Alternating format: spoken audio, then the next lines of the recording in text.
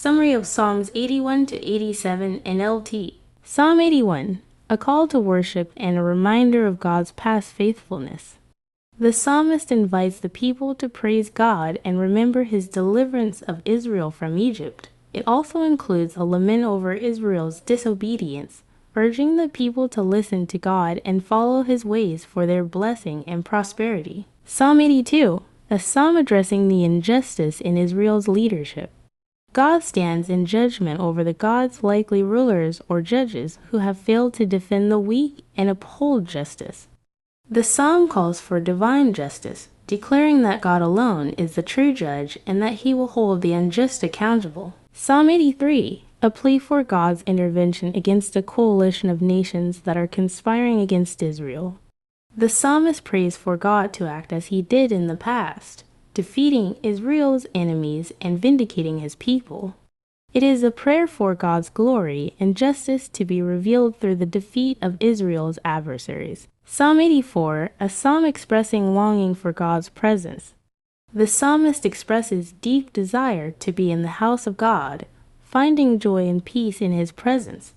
It celebrates the blessings of those who dwell in God's presence and trust in his strength. It concludes with a prayer for God to favor and bless those who seek him. Psalm 85, a prayer for God's restoration. The psalmist acknowledges God's past favor but laments the current state of the nation, asking for forgiveness and renewal. It expresses hope that God will once again bring peace and prosperity to the land, highlighting the balance between God's justice and mercy. Psalm 86, a personal prayer for mercy and deliverance. The psalmist calls out to God in desperation, acknowledging his greatness and trusting in his kindness. It includes a request for guidance, protection from enemies, and a plea for God's faithfulness to be demonstrated.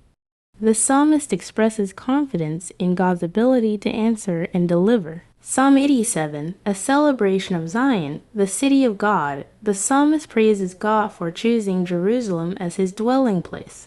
Calling it the mother of all nations, it envisions a future where people from all nations will come to worship God in Zion, emphasizing the greatness and significance of Jerusalem in God's plan. These psalms highlight themes of worship, justice, and restoration. They reflect a longing for God's presence, a call for justice against enemies, and a deep desire for divine intervention and blessing. The psalmist appealed to God's past faithfulness as a basis for hope and trust in his continued care and justice.